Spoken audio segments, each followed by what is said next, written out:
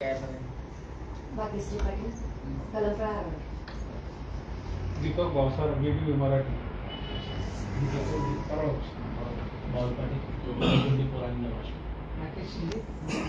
लोकमत रमेशजी पुणे नगर Balasaheb Patil direct तालुका प्रति अभय पाटील बीबी मराठी. आपली पहिलीच पत्रकार परिषदेत पहिलीच भेट आहे आणि त्याच्यानंतर आपलं continuous सुरू होतील कार्यक्रम करायचं चालू करायची.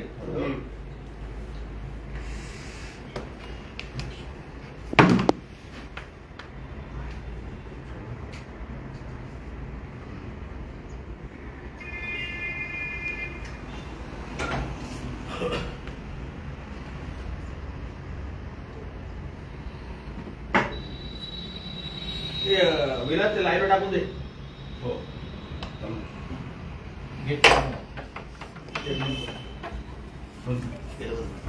तू दादा ते असतील नाही तर उभं राहते ना बाहेर येत रे त्यांना इकडे उभं कार्यक्रम बघत ना बाहेर बस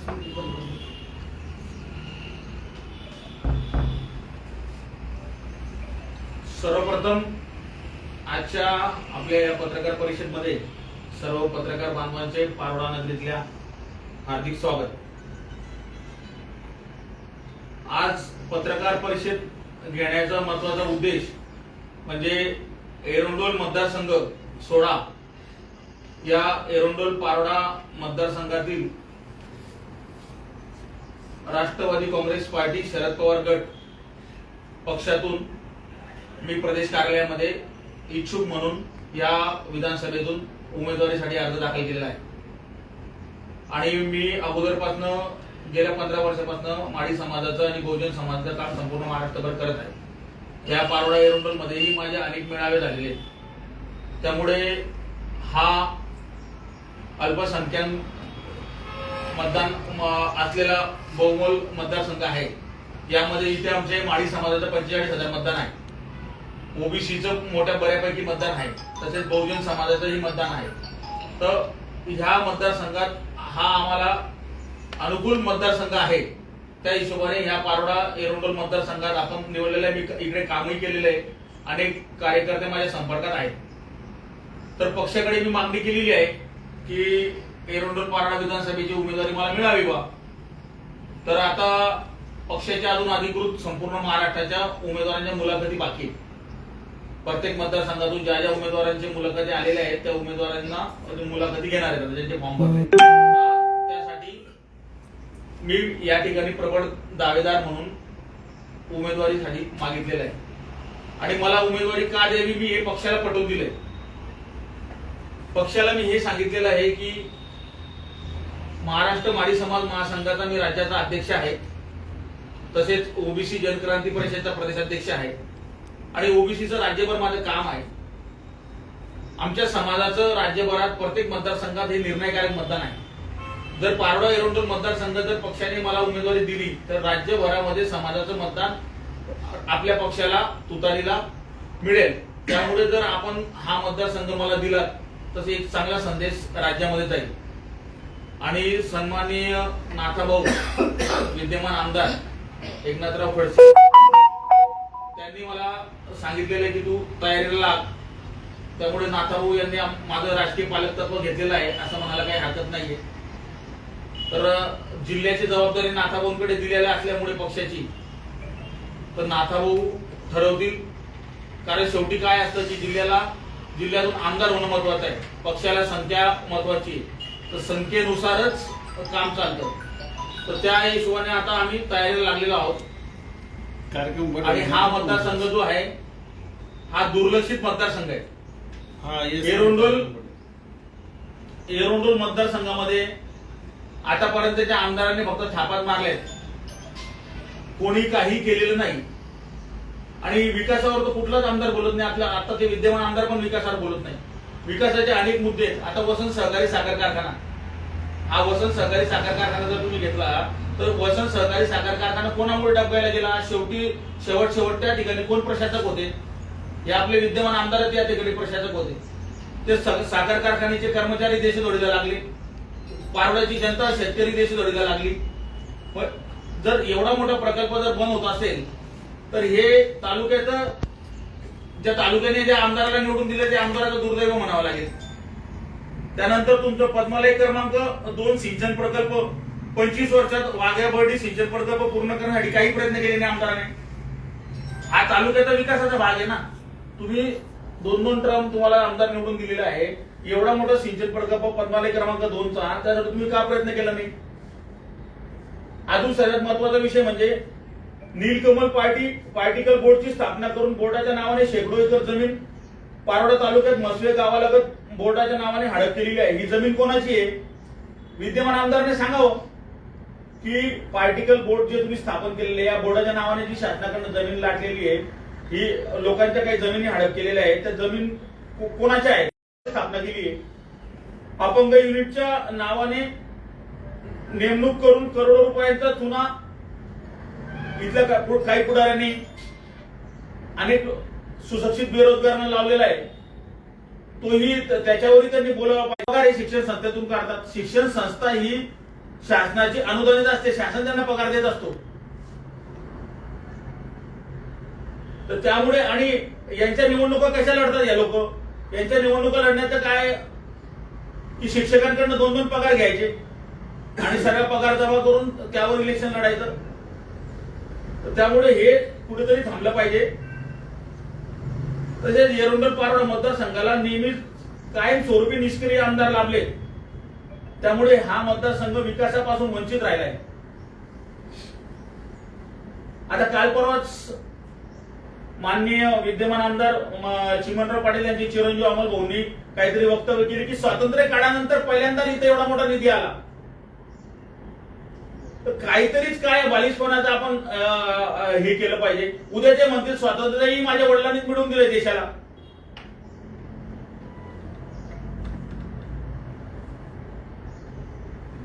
इथे काय फक्त पुढाऱ्यांचा विकास झालाय. जनतेशी यांना काही देणं घेणं नाहीये. जनता ही वाऱ्यावरच आहे. आज हा मतदारसंघ पारोडा येरवंडल मतदारसंघ खेड्यात आहे का शहरात आहे हेच लोकांना कळत नाही. आज हायवे लगत MIDC नाहीये, कुठलेही उद्योग धंदे नाहीये. तर हे कुठेतरी हे आलं पाहिजे. त्यानंतर अंजनी धरण जे आहे तुमचं, अंजनी धरणाचं पूर्ण धरण पूर्णत्वाने भरले जात नाही का?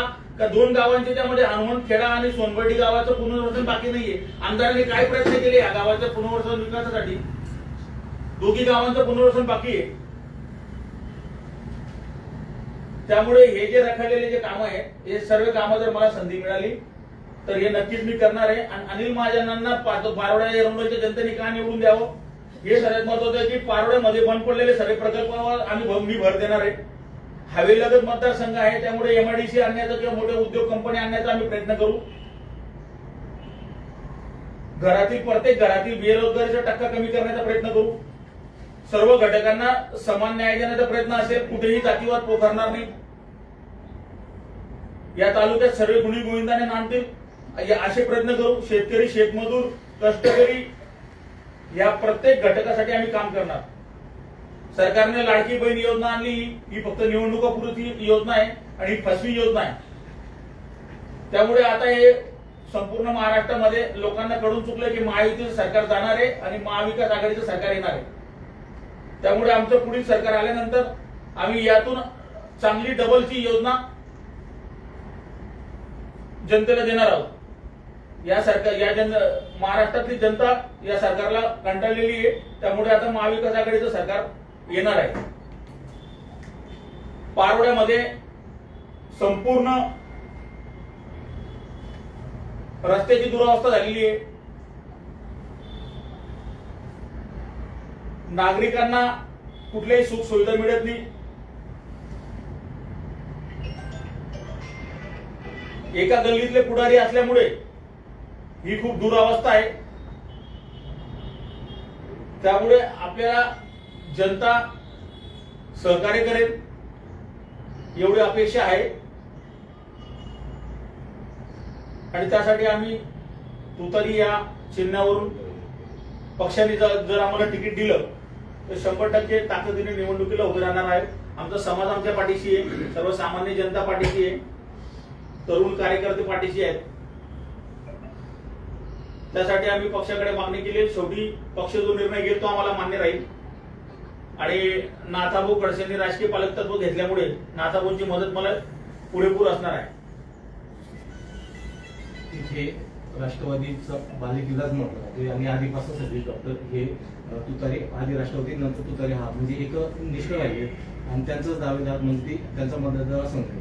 तुम्ही त्यांच्या मतदारसंघात येण्याचं कारण काय आहे? त्यांचं पक्षाचं चांगलं आहे, मान्य आहे. त्यांचा मतदारसंघ कसं काय म्हणता येईल? आता माझं पण तर मुळगाव हेच आहे ना. माझं एरंडोल मतदारसंघ क्षेत्र जे आहे ते त्यांनी आतापर्यंत लोकांशी एकजूट झाले. तुमचं लोकांशी संवाद त्यांना दिलेली ना संधी, परत संधी देऊन मग विकास होत नाही ना. संधी दिलेली त्यांना ऑलरेडी. तर आता नवीन चेहऱ्यांना संधी मिळाली पाहिजे. तुमचं म्हणणं बरोबर माझंच आहे. नवीन चेहरा संधी मिळाली पाहिजे. पण राष्ट्रवादी फाउंडरच्या टायमाला पहिला आमदार जर कोणी गेला असेल पवारसाहेब अण्णा गेले होते. बरोबर आहे. आता तो पक्ष निर्णय घेईल तुम्हाला द्यायचं की त्यांना ते अन्य कोणाला द्यायचं. बरोबर. ती जागा तुम्हाला सुट्टे का उभाटाला सुट्टे आधी अजून बाकी निर्णय. बरोबर नाही. हा मतदारसंघ तुतारीला सुटणार आहे. जर तुम्हाला एक मिनिट, जर तुम्हाला संधी मिळाली आमच्या शुभेच्छा तुम्हाला काही. पण जर तिकीट अण्णांना गेलं तर तुमचा समाज कोणाच्या पाठीशी उभी करा? नाही, आम्ही तर पक्षाच्या पाठीशी उभे राहू. पक्ष जो निर्णय घेतो आम्हाला मान्य राहील. म्हणजे अण्णांच्या पाठीशी राहा. अण्णा असो का आदर कोणी असो, पक्षाच्या पाठीशी आम्ही आहोत. आम्ही पक्षाच्या विरोधात जाणार नाही. आम्ही पक्षाला बघून मतदान करणार. आमचे श्रद्धास्थान आदरणीय शरदचंद्र पवार साहेब आहेत, नाथाभाऊ आहेत. त्यामुळे त्यांना आम्ही पक्ष जो निर्णय घेईल तो आम्हाला मान्य आहे. इथलं चहा बिस्किट सांग म्हणा. नाही, आणि हा मतदारसंघ जो आहे ना तुतारीला सुटलेला आहे. ऑलरेडी वरच्या लेवलला वाटप झालेला आहे. उबाटाला देणार नाही हा, कारण चाळीसगाव जो आहे तो उबाटाला दिला, पाचोरा पण उबाटाला दिला. हे असे त्यांचं कॅल्क्युलेशन झालंय. त्यामुळे हा तुतारीला सुटेल. आणि जर नवीन चेहरा, नवीन संधी जर पक्षाने विचार केला, सामाजिक दृष्ट्या विचार केला तर आपल्याला संधी मिळू शकते. त्या हिशोबाने आपण फॉर्म दाखल केलाय. मला पक्षाने सांगितलं की तुम्ही जाऊन पत्रकार परिषद घ्या. लोकांमध्ये तुमचं ऑलरेडी आहे, पण तुम्ही पत्रकारांना माहिती द्या, जनतेला कळू द्या.